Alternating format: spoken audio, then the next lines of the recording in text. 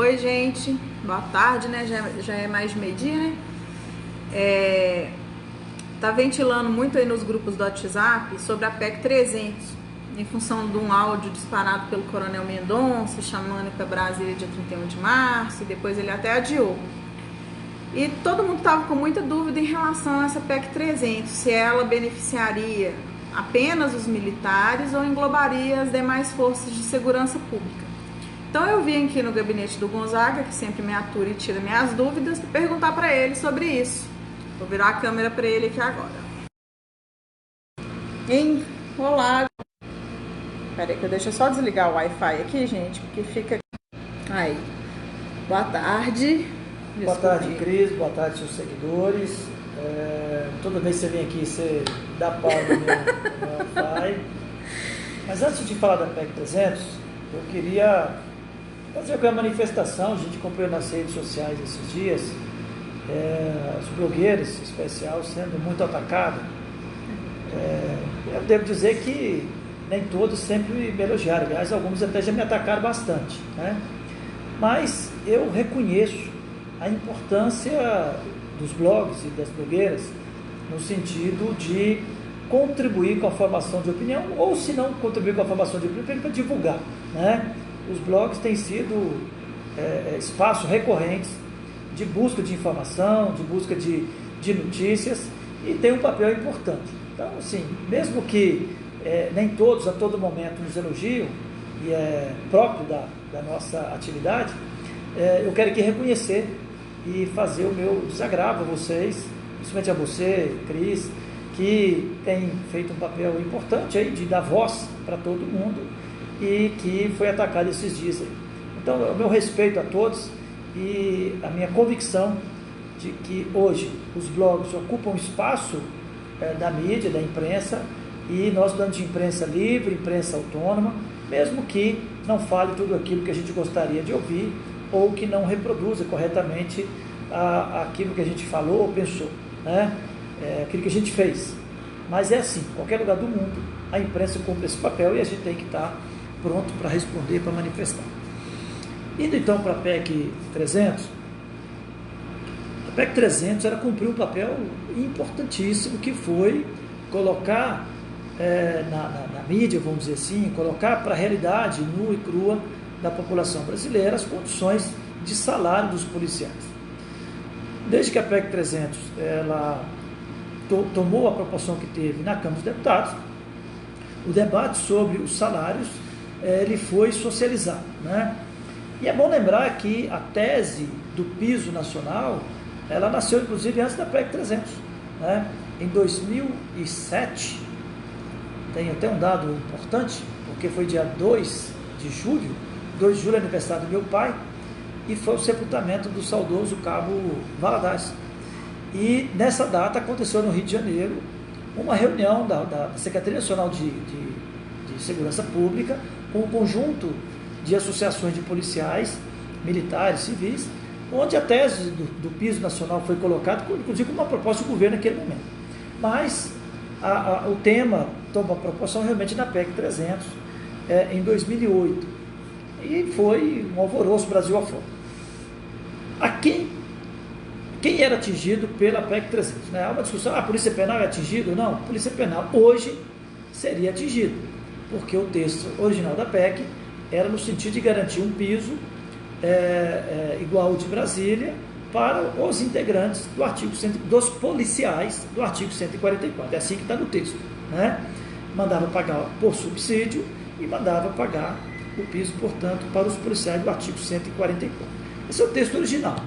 O texto que está hoje, ele já está desfigurado, né? Porque o texto original era inconstitucional, e esse é o motivo dele não ter ido para frente, porque apesar do alvoroço, quando chega na hora da votação concreta no plenário, é claro que há um controle de constitucionalidade, e esse controle de constitucionalidade não permitiu votar o projeto original. E não votando o projeto original, o texto que está aprovado hoje, muito embora falta ainda um destaque para ser votado em segundo turno, mas ele remete ao Executivo, ele apenas é autorizativo, autoriza o piso e remete para o Executivo a responsabilidade de encaminhar projeto, aí sim definindo o piso. Mas, então, respondendo a sua pergunta, Cris, o texto, lá na origem, não atingiu os policiais penais, porque eles não tinham ainda a definição de polícia como tem hoje. Se o texto fosse aprovado hoje, na forma do projeto original, seriam atendidos. E há maneiras de colocar, por exemplo, o sócio educativo não está no 144. Teria como colocar uma emenda a essa PEC para poder eles serem beneficiados? Olha, no campo das hipóteses, tudo é possível, né? Eu tenho hoje... Você falou que falta um destaque para ser votado. Falta um destaque. Nesse momento, acho que não teria mais na PEC a inclusão dos socioeducativos.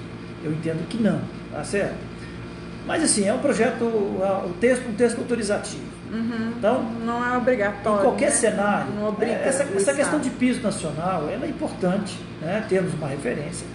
Mas nós temos pouquíssimas categorias hoje com piso nacional, são os professores e agora os agentes comunitários de saúde, que estabeleceu o piso também.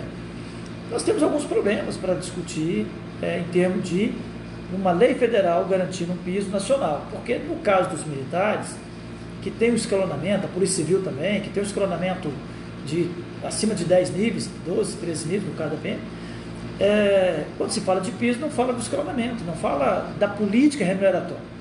Então, assim, eu defendo a PEC 300 como instrumento de luta, um instrumento de empoderamento de todo mundo sobre a realidade salarial no Brasil, mas sou daqueles que entendem que o Estado será sempre o protagonista da política remuneratória, porque a Constituição não permite que a União estabeleça despesa para o Estado pagar.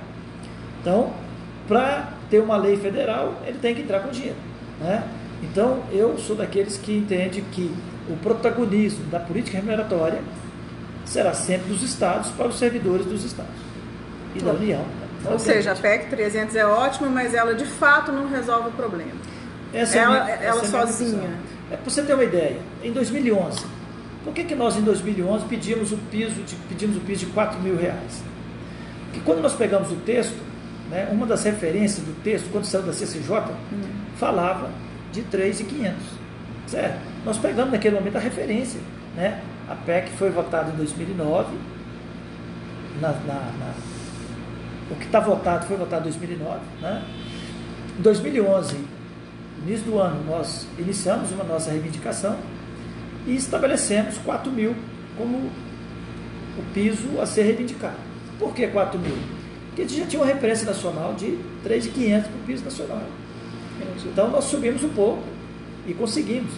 Então é um bom instrumento, né, de empoderamento, de debate, né? Mas eu entendo que a polícia remuneratória será sempre o protagonismo dos entes federados, dos estados. Então, sempre que a gente precisar de pleitear recomposição de perdas ou reajuste de fato, vai ter que fazer toda aquela... A nossa Constituição, ela tem um princípio que é do Pacto Federativo. E nesse Pacto Federativo, a União não pode criar despesas para os estados, para os entes federados. Então, ela pode ter medidas autorizativas e tudo, mas criar despesa mesmo não pode. Tá, eu queria te perguntar a respeito da proteção social dos militares, mas antes eu queria saber, assim, eu vi muito na Assembleia, muito mais policiais civis do que qualquer outra categoria. Aí eu fui procurar saber por quê. Dizem, foi o que eu ouvi, que eles estavam pleiteando a respeito da Previdência.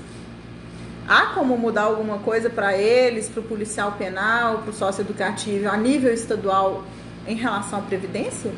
Ainda há espaço para isso? Do ponto de vista de alíquota, eu entendo que sim. Os policiais civis, os policiais penais, têm uma situação, eu diria, delicada, que eu compreendo que o Estado pode definir, que é o lapso temporal para o direito à integridade e paridade. Tá? Está claro que para os futuros policiais penais, policiais civis, não foi garantida na Constituição, aliás, não estava garantido desde a emenda 41, o direito à integridade e paridade. Na discussão no plano federal, houve a compreensão, isso foi objeto de muito debate da bancada dos policiais, com o presidente da Câmara, com o relator, porque houve a compreensão de que o texto estava dando garantia de integridade e paridade para os atuais policiais. certo?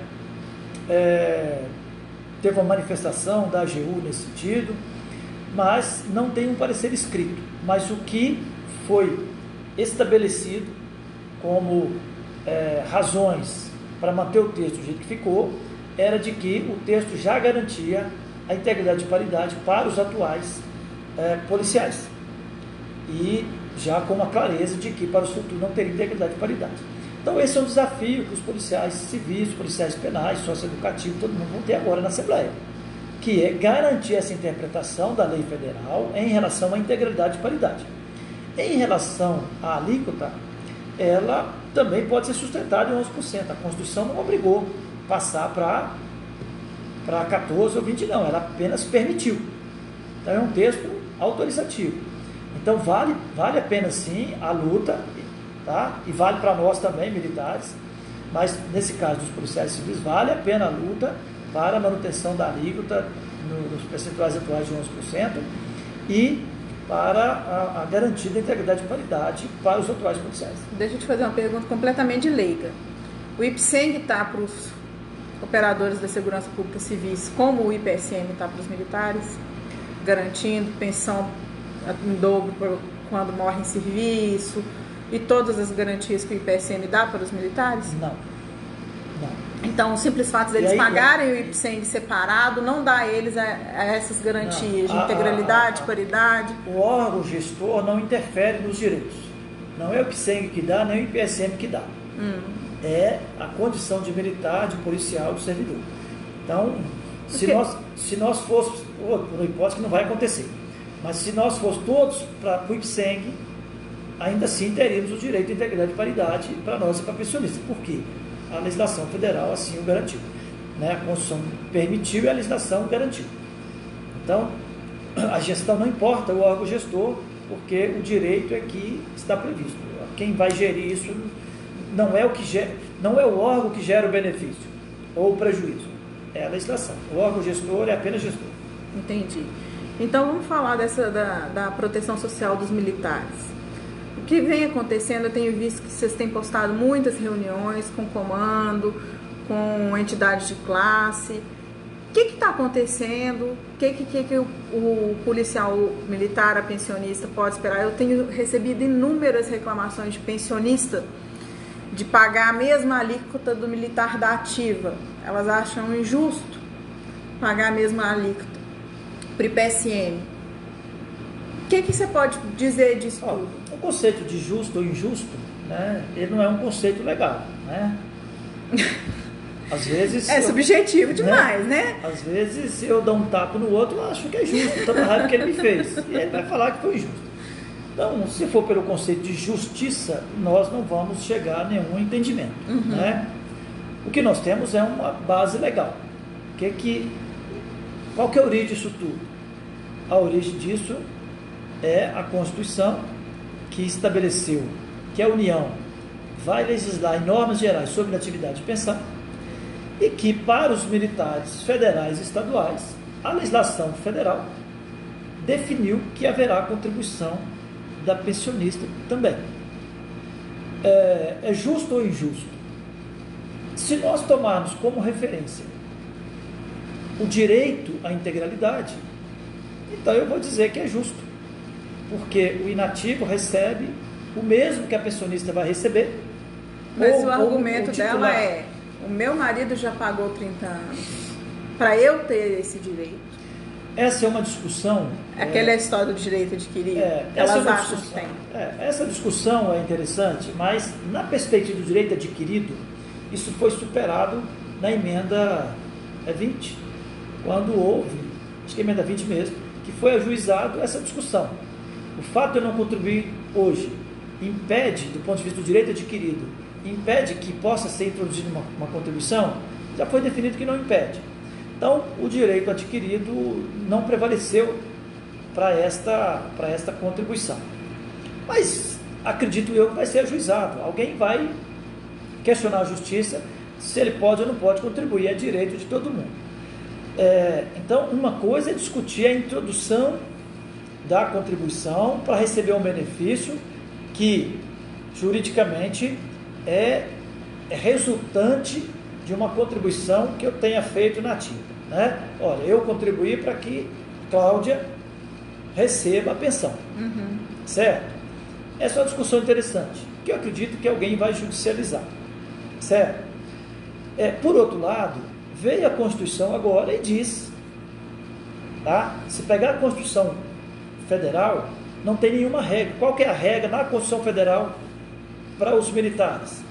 Nenhuma. A regra é a não aplicação das limitações constitucionais de integridade, paridade e tal. Isso está na Constituição para os demais pensionistas. Pela Constituição, o pensionista não vai receber integridade mais. Pela Constituição, os servidores civis, independentemente da carreira, não receberão integridade mais. Isso está na Constituição. Para os militares, o que está? Para os militares é um regime próprio. É um regime que não se aplica a essas regras. Nós conseguimos colocar na lei federal de que aos militares estaduais não se aplica nenhuma regra, nenhuma legislação de regime próprio de ninguém. Ou seja, a lei é nossa, específica. Então, se por um lado nós podemos dizer que a Constituição estabeleceu esses limites para os demais, para nós não estabeleceu. O que a Constituição estabeleceu para nós? Que a União, em lei federal, vai legislar sobre atividade de pensão. E o que a União fez através da Lei 13.954? Garantiu a integridade e paridade. Tá? Então, nós podemos argumentar o seguinte, se a lei não poderia mandar eu pagar, ela poderia me garantir integridade? Então, o raciocínio é o mesmo. Se prevalecer a tese de que a lei federal não poderia inserir uma contribuição para pensionista, há que se discutir também se a lei federal poderia garantir integridade.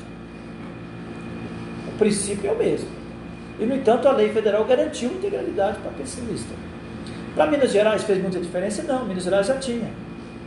Mas para os demais estados fez uma diferença gigantesca. Nós temos estado como Goiás, que há mais de 20 anos as pensionistas eram totalmente desvinculadas dos militares. Então o reajuste dos militares não atingia as pensionistas e lá tinha uma correção pelo INPC. Então, para Goiás, garantir em lei a integralidade foi um ganho fantástico. Se para o ganho vale, para o desconto não vale? Então outra eu entendo, coisa que eu então escutei... sim. Então sim, mas deixa eu concluir com essa questão do justo ou injusto. Então eu não vou dizer aqui que é justo ou injusto. O que eu vou dizer é que é igual dos militares.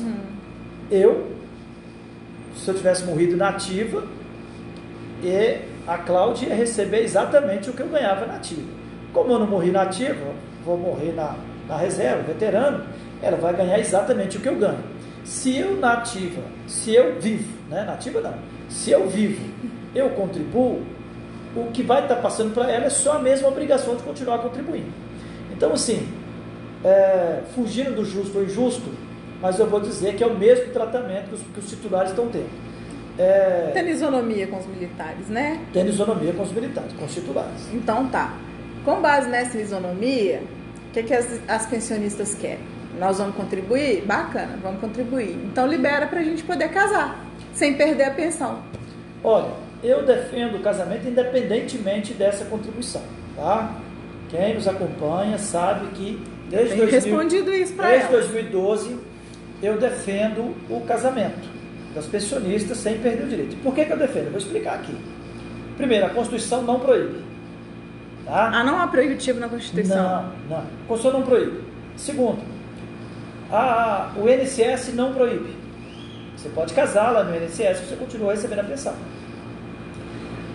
Todas as culturas do mundo ocidental admitem o casamento de viúva. Inclusive, você pode casar na igreja, se você for viúva. Igreja católica. Eu não pode casar se for separado. Eu sou cristão, católico, e faço tudo para não misturar religião com política, né? Eu acho que deve me orientar. A religião deve me orientar na política, mas a Bíblia diz que é melhor o viúvo casado do que ficar na fornicação. Então, isso até a Bíblia admite. Então, todas as culturas admitem, certo? Todas as religiões admitem, o INSS admite, a Constituição não proíbe. Então, por que nós proibimos? Qual que é a origem disso? A origem disso é que quando começou esse processo, era um amparo que as famílias davam para a viúva realmente, certo? Isso foi consolidando. Na medida que há contribuição, não há que se falar mais nessa caridade, é um direito. Então eu sou defensor ferrenho de que as pensionistas devem casar. E tem que mudar alguma coisa em lei? Tem que mudar a lei 10.366, tá certo? Porque a nível estadual ou nível federal? Nível estadual. Porque é lá que está escrito que como é que você perde pensão? Nessa condição, uma delas, casamento. Então, certo? Pensionistas pressionem os deputados estaduais a mudar a lei 1066. E por que eu defendo? Porque eu considero isso uma visão machista, certo? O dia que a maioria dos pensionistas for homem, essa regra acaba, certo? Aí eu ouço, e vale a pena aqui essa explicação, eu ouço muito dizer o seguinte, não, mas o pensionista vai gerar despesa para o IPCM. Não gera, porque o pensionista ele é beneficiário de um seguro, que é a pensão. Ele não gera nenhum benefício para ninguém, ele é beneficiário. Sendo beneficiário, não há nenhuma sucessão, não há direito de sucessão nos benefícios do IPCM. Mesmo que ela tenha um outro filho, o filho não vai ter direito. Não vai ter direito. O filho da pensionista não gera direito à pensão. Então não gera ônus ao IPCM. Ônus, certo? O que gera ônus? É o titular, seja homem ou mulher, que casa de novo. Certo? O viúvo ou viúva que gera despesa para o IPSM é o titular. Porque vamos supor que a Cláudia não vai morrer tão cedo, mas vamos supor que a Cláudia morresse hoje. Eu estou com 57 anos. Se eu casasse com outro e ela vivesse mais um ano, era mais um ano que eu estava colocando. Certo? Eu, titular, estava colocando e gerando uma despesa. E se eu casasse com a mais nova, aí que o bicho pegava mesmo, porque eu ia morrer mais cedo e ia deixar uma pensionista aqui. Então, de fato, o titular que casa novamente, principalmente quando ele casa mais velho e que casa com mais nova, aí sim ele pendura alguém que vai gerar uma despesa por um longo tempo no IPCM. Mas isso também é lei, é direito. Então só estou fazendo aqui, não estou condenando ninguém, eu só estou apenas dizendo que a pensionista que casa, ela não gera despesa para o IPSM. O que casa é o titular que casa de novo. Aí sim, ele gera despesa. Então, pensionistas vão buscar isonomia nisso aí a nível estadual, né? E assim, é uma sacanagem que se faz com as mulheres, porque eu sou muito demandado aqui, sempre fui por essa causa, pelos pensionistas, algumas porque querem casar mesmo, outras porque a religião... E filhas? Que ainda naquela antiga regra que admitia filhas não dá para contemporizar, a Constituição já acabou com isso. Filhos não dá para contemporizar que... Se casar perde. Tá certo, se casar perde. Eu acho que essa regra está correta e não advogo diferente. Estou falando de viúvo e viúva, pensionista, né? Que é homem e mulher agora, porque não é só homem que morre, mas mulher também não. Deixa eu ler um bocado de comentário aqui para você. Boa tarde, Vanderlei. Te dando boa tarde. Patrícia Maggi, viúva do soldado Maggi. Um abraço. Ana Maria, Cris, obrigada por sempre nos autorizar. Deixa eu ver aqui. O Alexandre Neves, o cabo do bombeiro, mandando abraço. Abraço. Jorge Pereira, o texto foi desfigurado como o senhor disse. Como está escrito exatamente? E é viável financeiramente? Cada estado tem sua realidade. O subsídio federal não seria inviável? Não seria melhor fazer uma PEC que obrigue os governadores a negociar e realizar reajustes salariais com os órgãos impossibilitados de fazer greve? Caso não o faça, como poderiam perder o cargo, como é a lei de responsabilidade fiscal sobre a PEC 300? Vanderlei? Jorge Pereira. Jorge, se não mudar a Constituição, essa sua tese não prospera. Quando o Pacto Federativo. E um dos fundamentos, né, uma das coisas que não pode ser mudado por emenda constitucional é o Pacto Federativo. Então, o que fere o Pacto Federativo não pode ser emendado na Constituição, só uma Constituinte original. Então, assim, eu diria que estamos longe dessa Constituinte e, portanto, não vejo como, por emenda constitucional, nós alterarmos essa regra para impor essa obrigação para o Estado. O Pacto Federativo continua em vigor. Então, não tem como fazer uma lei estadual que obriga o governo a negociar com os operadores que não podem fazer greve para pleitear o reajuste, fazer essa negociação anual? Não existe como fazer isso, a nível cumprir estadual. É cumprir a Constituição já prevê a revisão anual. Só que essa previsão de revisão anual, ela não obriga o Tesouro, o Estado, a conceder reajuste. Ele diz que tem que ser visto. É igual outros setores da iniciativa privada. Tem a data base. A data base é uma data que você tem que discutir a remuneração, mas você não é obrigado a dar a remuneração. Então, assim, eu sou daqueles que... É obrigado só a discutir e não a dar de remuneração? A data base não é uma garantia de reajuste. A data base é uma garantia de discussão da condição salarial. É isso. Lindo, hein? Eu sou daqueles que entende que... Como é que nós melhoramos nossa situação? Foi com unidade, com paciência pedagógica para poder debater, conversar, abrindo mão das nossas diferenças, dando as mãos e partindo para cima. Tá certo? Foi assim desde 97. Então, o que está dando certo para nós não é a previsão legal de revisão anual, não é a data base, que desde 2011 tem data base em Minas Gerais, para o servidor público, para os militares. Se alguém não sabe, fica sabendo, é 1º de outubro. Tá certo? Então, não foi a data base e não foi a previsão constitucional da revisão anual. O que gerou, desde 97, o que gerou mudança de posição ou reação do governo foi a ação nossa, a iniciativa nossa, enquanto classe, enquanto comando institucional, nós é que fizemos esse enfrentamento e de forma coesa, de forma unida, né, abrindo mão das nossas divergências, das nossas diferenças, juntando todo mundo, acreditando em nós mesmos e fazendo enfrentamento com o governo. Eu acredito que é esse que é o caminho que nós temos. Não há como resolver isso previamente por uma lei que obriga o governo a fazer. Nós temos que fazer o enfrentamento. Essa é uma decisão política e a política ela é dinâmica assim mesmo. Alexandre Neves está falando, Gonzaga me representa, o melhor e mais inteligente político da nossa categoria. Obrigado, não é tanto não, mas eu agradeço. Alessandro Concurseiro, boa tarde. O Jorge de novo, o senhor como deputado federal mineiro, pode opinar por sua experiência própria como a LMG e Zema iriam tratar a previdência dos policiais civis e penais? A integralidade e paridade é uma realidade possível ou só debaixo de muita briga, mesmo com o entendimento federal, como o senhor disse? Eu entendo que é possível, mas vai depender de um enfrentamento pesado por parte da nossa classe como um todo. Tá? Não vejo que seria algo entregue gratuitamente pelo governo. Aliás, nós sabemos que o governo, por iniciativa, não beneficia ninguém. O Walter está perguntando, minha companheira é viúva e recebe pensão pós-morte do INSS. Se nos casarmos, ela perde pensão? Na minha compreensão, tá? Ela não perde lá do INSS, não. Então tá bom. E sobre fugiu o nome. Proteção Social dos Militares. Proteção Social, eu quero chamar a atenção aqui, agora, dos policiais, bombeiros militares, pensionistas. Nós temos uma lei federal que estabeleceu alguns parâmetros. Quais são? Da integridade, da paridade e de uma contribuição para a pensão. Né?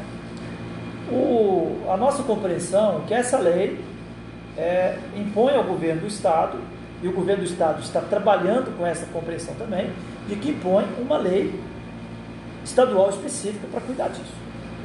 Então nós estamos nesse momento tentando abordar o governo, tentando sentar com o governo para apresentar, né, para estabelecer esse debate.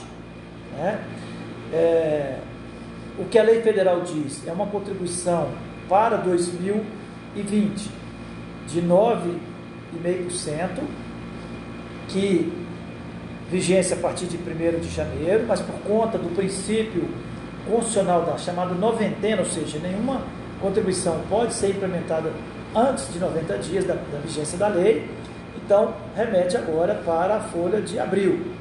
O governo trabalha, inclusive, com a data de 17 de março, como sendo a data onde ele teria que já inserir a cobrança dos 9,5%. E está sendo negociado aí, adiado? Isso está sendo negociado. Aliás, eu não diria que está sendo negociado ainda, porque para falar que está sendo negociado, nós tínhamos que estar sentado com o governo.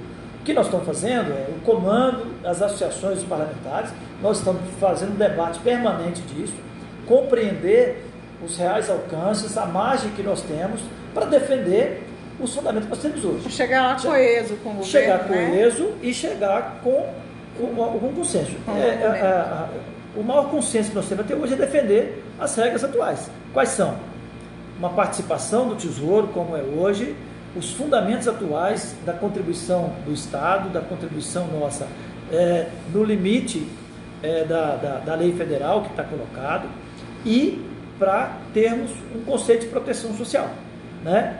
É importante a gente reforçar isso. Nós estamos trabalhando desde 2013, quando eu falo nós, as associações, basicamente as associações, lá naquela época foi formada uma comissão, presidida pelo Coronel Deli, e participou IPSM, PM, Bombeiro, e nós participamos, eu representei a ASPA naquele momento, lá em 2013. Nós construímos um conceito de proteção social, nós construímos uma nova função para o IPSM, em vez de Instituto de Previdência, ser Instituto de Proteção Social. Isso está ajustado desde 2016, 2017. Agora veio a lei federal, colocou um ingrediente novo, que é uma definição de uma alíquota para a pensão. Isso fez com que nós tivéssemos volta à mesa para discutir o conjunto da proteção social, porque a lei federal tratou apenas de uma parte dessa proteção social. E a proteção social, ela é pensão, ela é vencimento, ela é saúde, ela é auxílio reclusão, ela é auxílio natalidade, ela é assistência social, ela é moradia, proteção social é tudo isso. Então, nós estamos à mesa, né? Fizemos hoje mais uma reunião, reunimos com o comando de novo semana passada. O governo está trabalhando com um calendário para enviar essa proposta, mas ainda não apresentou essa proposta para nós. Nós queremos enfrentar o governo, no bom sentido, para que nós possamos manter os fundamentos atuais, quais sejam a garantia da assistência à saúde que nós temos, a garantia do papel do IPSM, de fazer a gestão da saúde, de fazer a gestão das pensões, uma gestão compartilhada com a PM, com o bombeiro, uma gestão que leve em conta a rede orgânica, né, com o hospital, com o centro odontológico, com o NAIS, com o CLIPS, precisa de CLIPS também, né? Com eu CLIPS, particularmente, mas... a Cris principalmente é cliente. Então, nós precisamos de sustentar tudo isso. E o modelo atual é um modelo que tem pessoal, né, que trabalha no hospital, que está na folha da PM do bombeiro, nós temos o pessoal que está na folha do IPSM, nós temos o pessoal que está na folha do IPSM, que está nos núcleos regionais, nós temos reconvocado, ou seja, nós temos gestão plena e temos gestão compartilhada. E nós queremos manter isso. Então, o desafio do momento é esse. Como é que o Estado vai nos enfrentar e como é que nós vamos enfrentar o Estado? O que tem de consenso, né, é que nós vamos fazer de tudo para continuar do jeito que está. Esse que é o desafio. Ou seja, não criar a famigerada alíquota da saúde.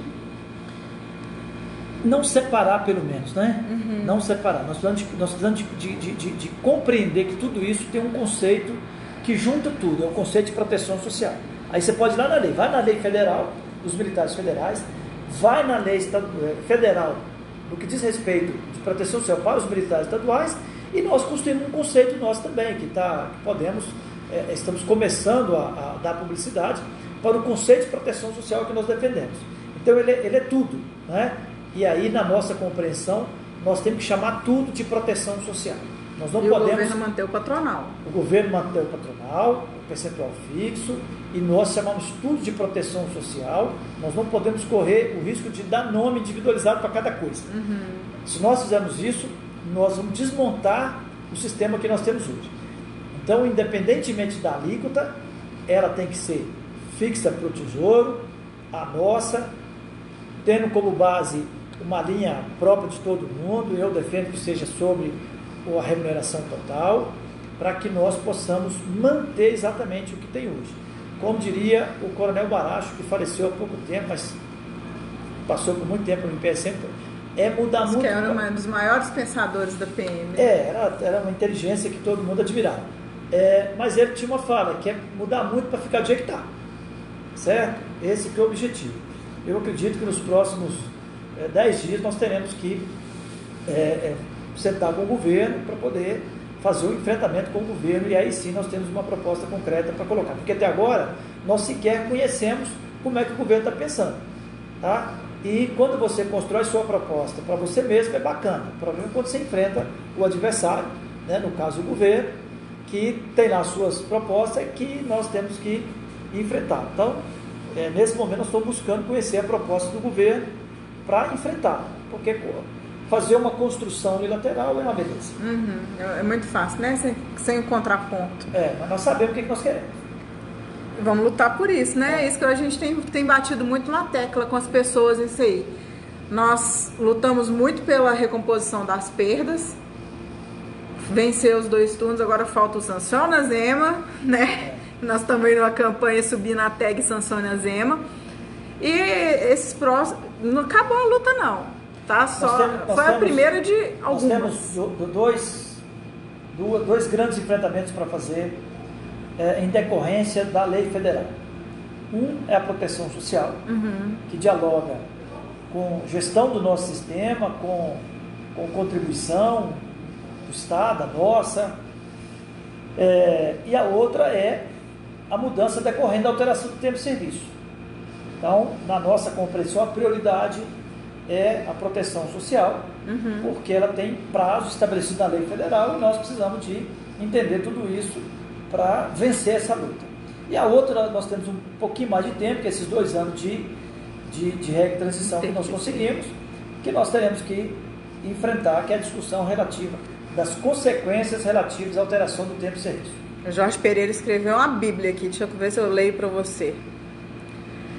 Prevê a revisão, mas não é obrigada. Ou seja, se você não pode fazer greve, como obrigar o governo a levar a sério um possível aumento para essas categorias? Temos que ficar na dependência de palanque de alguns deputados ou alguns manipuladores que vivem disso o resto da vida? Então, se o governo estiver fechado com uma ótima base na Assembleia, ficaremos perdidos? Ficamos 1 ano brigando por isso. Foi cansativo e desgastante, até mesmo financeiramente. Quem iniciou o movimento foi o Coronel Mendonça e a crise. Depois que deputados entraram na briga, isso cansa. Deveria partir da bancada da segurança na Assembleia. Não estou dizendo que o senhor é um dos manipuladores. Tinha que ter uma lei estadual para evitarmos tudo isso. Tem que ter outra solução. Ô Jorge, respeitando sua posição, mas eu acho que essa questão de manipular e tudo não cabe a nenhum de nós, sabe? Porque nós não começamos agora, sabe? Eu estou com 38 anos de polícia, foram 20 e tantos anos na associação. E quando nós pegamos o primeiro grande movimento, que foi em 97, lá nós já tivemos um resultado, e depois, se você pegar o resultado de hoje, da negociação de hoje, nós recuperamos o poder de compra, tendo como base o salário mínimo, lá do ano de 2000, da negociação com o Itamar Franco. Portanto, nós temos objetivos. O objetivo foi perseguir essa referência do piso de 5 salários mínimos. Eu sei que o salário mínimo, a correção do salário mínimo se desacelerou nos últimos anos. Então, ele não tem, os 5 salários mínimos de hoje pode não ter o mesmo poder de compra dos 5 salários mínimos do ano de 2000. Mas é a referência que nós perseguimos. Então, eu acho que falar em manipulação em 20 e tantos anos, onde você tem os números para analisar, qualquer um pode pegar. Eu acho que esse texto dele vem muito com base naquele áudio do Mendonça. Pega os dados a gente tem que de 97, pega os anos de 97, pega a negociação que foi feita em 97, certo? E pega a referência da inflação de lá para cá, das outras categorias, dos outros estados, e vê como é que tudo começou. Nenhuma negociação salarial começou com o governo, todos começou com as entidades de classe, com a classe. Porque naquela época não tinha nem parlamentar da classe. Tudo começou pela classe, através das associações, através dos parlamentares, certo? Eu acho que a classe sempre esteve unida, inclusive agora, certo? O fato do Mendonça ter tomado a iniciativa de chamar uma reunião, que nós, e todo mundo viu ontem aí, eu estava sentado com ele, nós temos um bom diálogo e reconhecemos o papel de um e de outro, certo?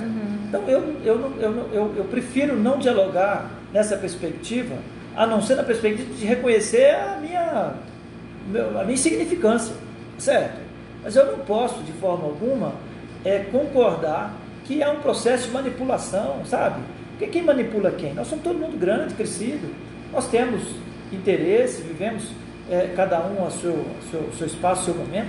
Eu passei 22 anos como dirigente da associação, fazendo lutas sobre vários aspectos, certo? No mandato agora é minha obrigação, fui eleito para isso. Eu vou ser muito sincero, o Gonzaga, em algumas das manifestações do governo Pilantrel, eu fui em 90% delas. Algumas delas eu achei palanque político e parei de ir. Quer dizer, eu não queria ser manipulada, eu não fui. Eu tenho uma máxima que está escrito, acho que não tirei não, acho que está lá na minha página. A minha máxima é o seguinte: eu quero usar a política para fazer luta de classe. Eu não quero usar a classe para fazer luta política. Mas infelizmente não é todo mundo que pensa igual a você. Então sim, mas eu respondo por mim. E no colegiado, cada um com a sua particularidade, com o seu jeito, com o seu perfil, no colegiado, no coletivo, o processo todo foi em prol da classe. Nós vamos achar uma fala ou outra que não serviu para aquele momento, ou não acrescentou, mas no conjunto, quando você pega os 20 anos de caminhada, você vê que é um processo todo convergente para defender a classe, para defender a instituição. Então eu não posso pegar um momento, que eu também discordo de manifestações ao longo desse tempo. Claro que eu ouvi alguma coisa... Banalizou-se, eu acho, no governo Pimentel, o que acabou fortalecendo o governo. Eu acho que marcava manifestação para marcar outra manifestação, para marcar outra... Sabe? Não, eu sou daqueles que entendem o seguinte: não é porque eu não tive o resultado que eu vou voltar para casa e não fazer mais. Eu já fiz, nós fizemos, tá? Nos anos 2004, 2005, 2006, nós fizemos mobilização de muito menos pessoas. Sério, quem lembra aí do Gifoseg, que nós saímos com um carro, um caminhão de som, era a Aspra, o Centro Social, o Sindipol, o Sindepo. A gente saía para a Praça 7, não tinha ninguém com a gente, estava lá sozinho, queimando caixão. Então, eu não tenho dificuldade de ir com 2, 3, 4, 5 pessoas, voltar para casa e manter. Nós temos que manter. Eu acho que, independentemente dos resultados no governo Pimentel, nós mantivemos a chama da luta viva. Ainda que a gente não tenha concordado com o discurso de todo mundo, a todo momento. Eu sou dessas que se tiver uma pessoa na manifestação eu vou, se tiver 1000 eu vou, se tiver 10 mil eu já fui, fizemos já com muito menos pessoas, que foi a média. Quando eu acho legítima. Da manifestação. Então assim, depois da onça morta, todo cachorro é caçador, não tem um negócio desse? Então assim, fazer uma análise a posteriori, eu prefiro concordar que, apesar das divergências do governo Pimentel, as ações nossas, a vida do pessoal do interior, tudo serviu para a gente amadurecer, fazer a nossa massa crítica, para manter a unidade, para manter a chama da luta. Que nós chegamos ao final com a convicção de que não foi por falta de luta que o governo Pimentel não deu. Nós temos clareza, o governo Pimentel não fez o que tinha que ter feito por uma opção de governo, não foi porque nós deixamos ele livre, nós deixamos ele na corda o tempo todo. De todas as manifestações que eu participei do governo Pilantrel, aquela do final do ano, da Previdência, que você começou aqui, foi para Brasília e continuou acompanhando de Brasília e mantendo a gente informado. A gente vê militar fardado subir na Avenida Barbacena. Não esqueça, começou no COPM, fomos para a Assembleia, da Assembleia fomos lá para a Praça da Liberdade. Foi a mais bonita. No final de 2016, com o PLP 257. Foi a mais bonita de todas, porque teve adesão em massa da tropa, da ativa, do pessoal de BH, que não, na maioria das vezes, deixa na mão do pessoal veterano e do interior. E foi nesse episódio que nós salvamos, Minas Gerais, vamos dizer assim, da questão da recuperação fiscal. Não, nessa nós ficamos o dia inteiro. O negócio começou de manhã e acabou à noite. Nós ficamos o dia todo. 2 dias de manifestação. Foi, e foi lindo. Eu tenho muita alegria de ter participado, de ter vivido aquele momento. O Coronel Giovanni, diga-se de passagem, porque eu vi, estava de farda, com a farda da Rotan, na época que ele era o comandante da Rotan. Ele foi caminhando a Barbacena à frente do carro de som. Eu ainda comentei com alguém, eu falei, gente, ele é gordinho, eu nem sabia que dava conta de andar tanto. Pois eu acho assim, eu sou daqueles, eu passei a vida nesse processo. Se eu fosse voltar para casa com as frustrações do que eu vi, do que eu ouvi, às vezes do que eu mesmo falei. Às vezes a gente dá umas mendonçadas, não é só mendonça, não. Às vezes a gente dá umas mendonçadas. Então, se fosse por esse critério, eu teria voltado para casa, entendeu? Então, assim, eu acredito na força da nossa classe, na nossa instituição, na nossa persistência, na nossa perseverança e na nossa definição de objetivos. Porque quando você não tem objetivo, também você não tem para onde ir. Mas nós sempre temos um objetivo. O objetivo é fortalecimento da classe, garantia de condições de trabalho, garantia das nossas prerrogativas, fortalecimento institucional, garantia da nossa integridade, paridade, no padrão de remuneração que nos garanta dignidade mínima para trabalhar. Esses são os nossos objetivos e que eles nunca acabam, porque é dinâmico mesmo. E amanhã nós vamos estar brigando de novo por reajuste salarial. Eu não vejo, tá, para deixar aqui uma posição, eu não vejo como você ter uma legislação que garanta ad eterno a manutenção de um padrão de remuneração que resolva. Até porque nós vamos melhorar. Nós vamos melhorar nosso padrão de remuneração. Se alguém acha que ele está bom, vamos melhorar mais ainda. Se alguém acha que ele está ruim, vamos melhorar. Mas ele tem que melhorar. Com base na garantia que você falou, o Anderson Silveira. Parabéns, Cris. Pergunta ao deputado subtenente Gonzaga. Existe uma preocupação muito grande aqui no interior acerca do fim da promoção trintenária. Muitos peixes dizendo que existe um estudo por parte da PM e do BM no que tange a diminuição no tempo de promoções. Existe algum estudo de contrapartida a apresentar aos comandos institucionais? Grande abraço, Sargento Silveira, Pouso Alegre. Silveira, um abraço. Veja bem, eu vou dizer que não há nenhum estudo ainda, porque o estudo é quando você consegue já botar ele para fora e defender, né? Então vou dizer que não tem estudo. Tese, temos um monte, né? Promoção trintenária. O que nós temos a partir da legislação federal? A legislação não falou absolutamente nada de promoção, porque promoção é uma discussão de competência do Estado. Então a lei federal não falou. O que a lei falou? Ela falou da integralidade e paridade.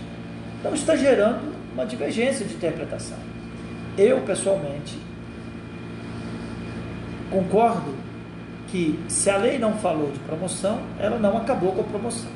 Mas quando ela definiu integralidade, ela definiu como sendo um valor referente ao que você possui na ativa. E para mim, da forma atual de promoção na transferência para a inatividade, ela só gera benefício na atividade, ela não gera benefício na ativa.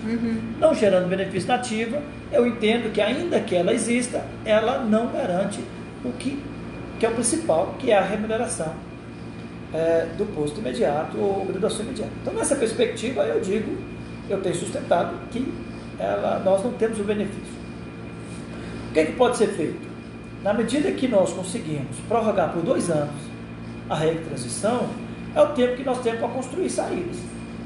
Eu entendo que nós devemos ter coragem de alterar o estatuto para que nós possamos ter essa promoção um tempo antes, né?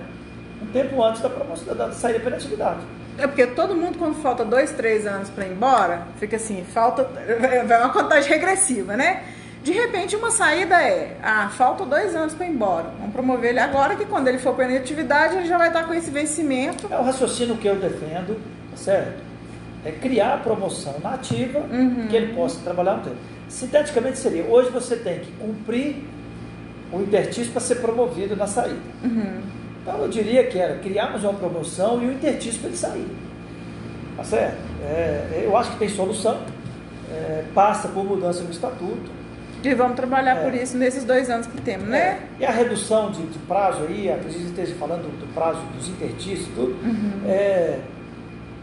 na perspectiva de um estudo pronto, de falar que tem convergência, pelo menos nas associações, eu desconheço. O que nós temos todo dia discutindo essa tese aí para tentar não perder nada. Não entendo nada de intertício, mas o que eu escuto falar é que de um sargento, para ele ser promovido a subtenente, ele tem que ficar pelo menos uns 15 anos trabalhando. Isso é verdade? Para você, qual que é a regra? A regra é ano base. Então, você tem que cumprir no mínimo 5 anos para ser terceiro. Com 12, com 13, você começar a ir a primeira. Concorrer, né? E com 19, para você ir a sub.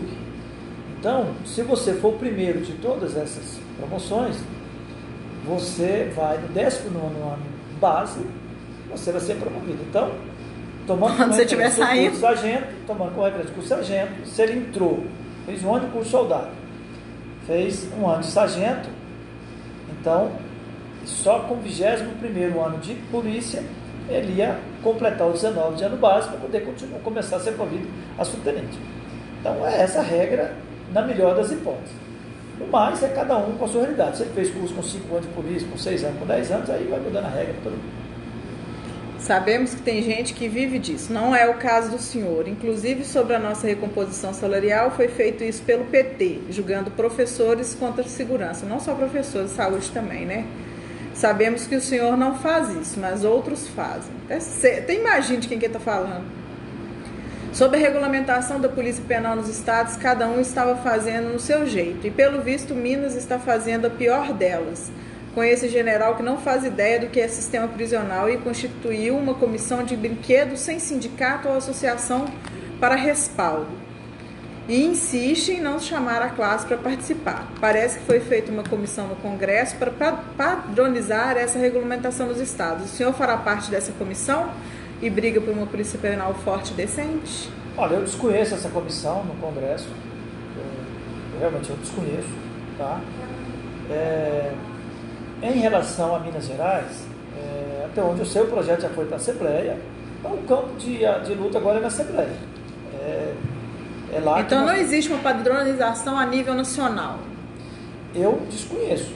O que eu acredito aí é eu acreditar. O que deve acontecer é que os estados devem fazer um trabalho dialogando com o Departamento Nacional de Polícia Penal, certo? Que também tem que regulamentar. Então acredito eu que deve haver, aí sim, no Executivo tem comissão, no Congresso é que eu desconheço, mas no Executivo tem lá a comissão para discutir também a regulamentação. Então eu acredito que do ponto de vista de governos, pelo menos, eles devem estar conversando. Do ponto de vista de classe, está todo mundo se sentindo desprestigiado fora do processo. O Major Alexandre, chefe do NAS lá do 5º RPM, grande abraço para você, Cris, e o nosso eficiente deputado. Esse oficial é diferenciado, viu? Esse é bacana, top. Um abraço para o Major Alexandre. Você só conhece ele, mas ele... E todos o elogio. Então, é de fato sensacional. E deixa eu te perguntar, já que vocês vão mexer no estatuto, existe alguma forma de se mudar essas comissões para promoção de praça e oficial? Porque é tão subjetivo aquelas notas, tão subjetivo, o cara pode ter, sei lá, um conceito top e ficar B no negócio. Nós já tentamos, e dizer assim, que já foi muito pior, né? Mas nós já tentamos chamar, e aqui eu vou usar até uma expressão que o Mendonça usava muito, e nós fizemos esse esforço juntos, ele presidente da ASPRA, da UPM e o presidente da ASPRA, que é o que ele chamava de criar nas comissões o direito ao contraditório, certo? Que hoje não tem. Então, eu recebo uma nota, você tem esse conceito na sua severidade. Eu não posso ir lá falar, o que você está considerando? Se eu fui no churrasco, se eu não fui no churrasco, enfim. Mas nós não conseguimos avançar muito para além do que está hoje, né? Que é o acesso à ata para você questionar a partir da ata, porque tudo isso era fechado, né? A gente precisa mudar. Por outro lado, eu lembro que na última mexida, que foi na Lei Complementar 109, PLC 53, nós brigamos muito para alterar essas regras, e a gente defendia que a CPO e a CPP tivesse apenas o papel de consolidação das notas. Alguém precisa consolidar. E qual foi a argumentação?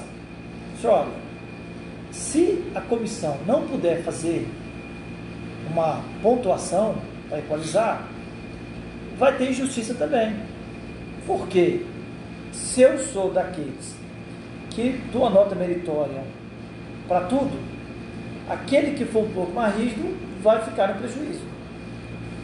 Então, qual que era? Eu não estou defendendo nada aqui, eu estou fazendo a argumentação que nós tivemos a época. Se eu pego um militar aqui no trânsito, pego outro na Rotan, ou pego um na Rotan e pego outro na Cavalaria, certo? As atividades são diferentes, certo? Os instrumentos dados a um é diferente do instrumento dado a outro.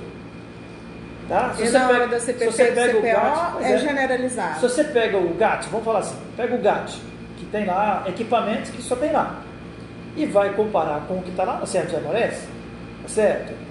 Olha, lá na Serra de Amorés você tem uma realidade e você pode ter uma chefia que reconheça aquilo como o mais importante. Você está no GAT, você tem outra realidade e uma chefia que reconheça que é muito mais importante, que vale muito mais desatar uma bomba do que o outro que está lá no Serra dos Amorés fazendo policiamento a pé na roça lá. Então, essa foi a argumentação à época para dizer o seguinte: o papel de equalização da comissão é porque não há uma realidade única e nem um pensamento único no estado todo que pudesse dizer que a nota individual de todo mundo veio fazendo justiça com todo mundo. Porque você pega um QoS, por exemplo. Como é que você vai equiparar um QoS com o praça de rua? Então assim, o oficial de rua. Eu estou falando aqui do conflito e não da minha defesa. Mas, à época, quando nós tentamos tirar a competência de pontuação da CPO e CPP, a argumentação foi essa, certo? Mas precisa ser de 8 para 10, né? Ser um ótimo de 8 e um ótimo de 10 é uma diferença muito grande, certo? Então tem muito ajuste que pode ser feito ainda. Que precisa ser feito. Precisa ser feito. Mas não encontramos ainda a solução perfeita para tudo isso, né? O direito do contraditório, que seria o militar acompanhar a CPP como ele acompanha a comissão instrutiva no batalhão, nas unidades, né? Então, tem espaço para melhorar ainda, mas temos que reconhecer que as condições e a forma de valorizar os atos não são iguais em todos os lugares. Isso impõe, de alguma forma, que um terceiro colegiado possa dar uma equalizada. O Wilson Oliveira está parabenizando o senhor, José Carlos Emiliano, Demétrio. O Jorge falou que leu que foi criada uma comissão no Congresso, não é do conhecimento ainda do Gonzaga. O Nilson, Demétrio mandando um abraço. Um abraço para todos. O Ronilson falando, e os militares da administração, alguém tem que balancear. Major, esse negócio desse QP muito subjetivo, esse quadro de acesso, eu não gosto. Essa última promoção, eu gosto muito do Coronel Giovanni, defendo muito ele, acho ele extremamente humano, mas essas últimas promoções dele deixaram muito a desejar, no meu ponto de vista. Por isso que eu acho que não devia ser tão subjetivo a pontuação. Eu acho que tinha que ser uma coisa mais não vai sair a palavra. De meritocracia. Vai sair a palavra. Fala aí. É isso. Eu acho que tinha que ser algo mais assim. Mas se você coloca só meritocrático, certo? Como as condições não são iguais, como é que fica o mais antigo? Como é que você dá mérito para tempo de serviço? Então não é uma equação muito fácil, nunca foi, certo? E quando você fala assim, teria que ser mais meritocrático, tá? Mas quando você tem dois bons competindo para uma vaga só, então você... E eu que vou julgar não gosto de um dos dois, mesmo ele sendo melhor que o outro? Melhor. Então, não, mas vamos tirar esse subjetivismo. Vamos colocar que tem uma vaga só e dois excelentes, mas só tem uma vaga. Faz uma prova. Certo, só tem uma vaga. Mas eles já fizeram as provas, eles já fizeram o TAF, já fizeram o CAS, já fizeram a prova, certo? Então, tá ali. Então, alguma coisa vai diferenciar um do outro, tá? Mas a diferença foi de décimo. Nós temos muita gente aí, que 2, 3 décimos de diferença não foi, porque ele tinha vaga, beleza? Aí, naquele momento, ele estava competindo com aquele. Na próxima promoção, ele vai estar competindo com o outro, que pode ser melhor do que ele. Teoricamente mais novo, que pode ser melhor do que ele. Ou pior, mas pode ser melhor do que ele.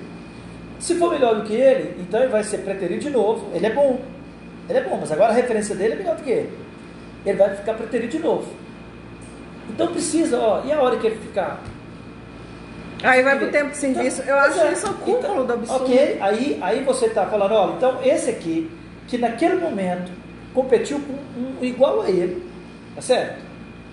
Que foi um milésimo que fez a diferença, mas ele ficou. Aí vem um outro melhor do que ele, então ele vai ficar, porque agora a comparação então tem que ter forma de equalizar. Não tem. Pois vamos supor, e tem os dois muito bons, com milésimos e uma vaga só. Por que o critério não é antiguidade, como se diz na PM, antiguidade é posto?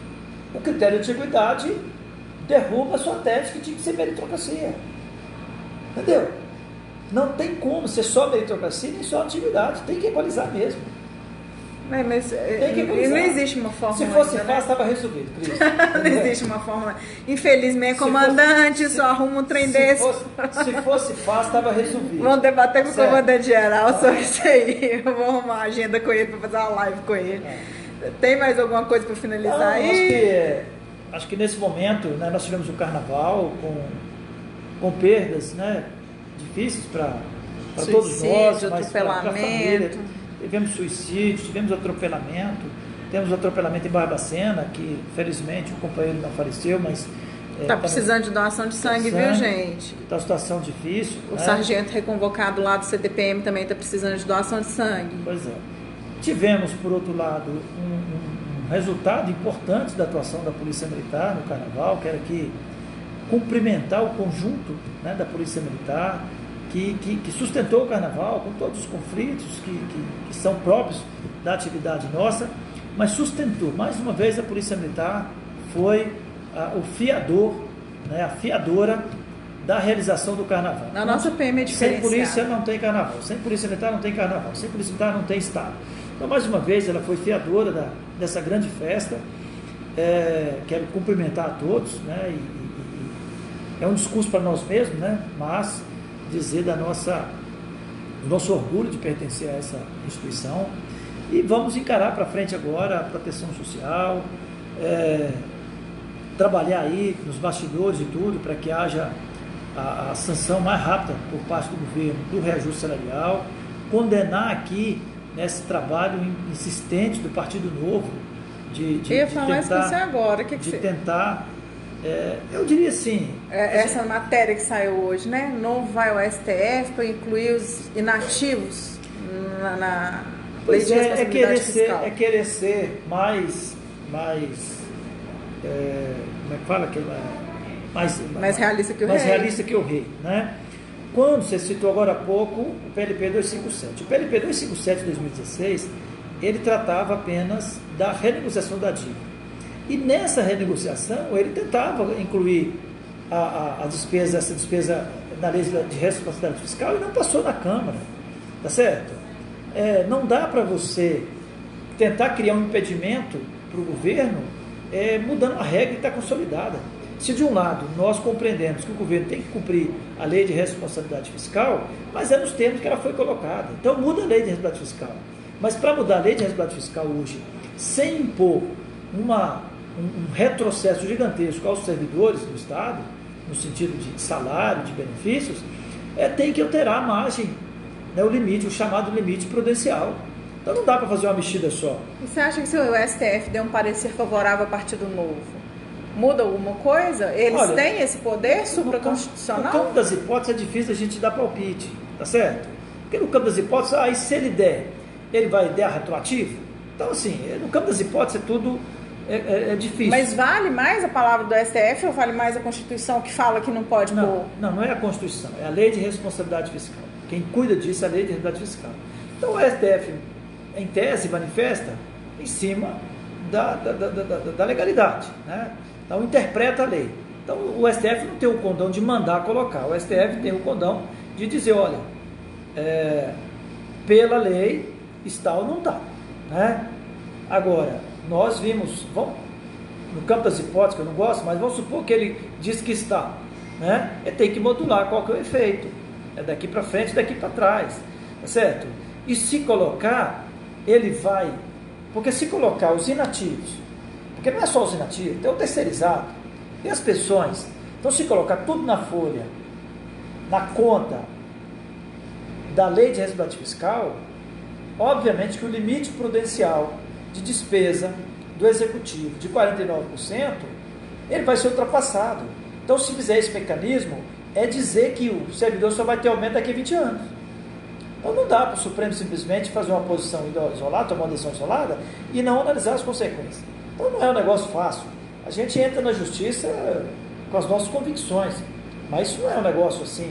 Mas é o que o Partido Novo quer, e eu já entrei em muitos debates com eles no próprio site do Partido Novo, no Facebook. Eles não gostam de servidores públicos. Eles votaram contra tudo que se discutiu no Congresso até hoje, que pudesse gerar algum benefício para os servidores. Não, eles odeiam o servidor público. O que impedisse é a perda de benefício. Então, os votos dele, eles têm uma direção. A direção dele são os empresários e o mercado financeiro. Para isso, isso que vale.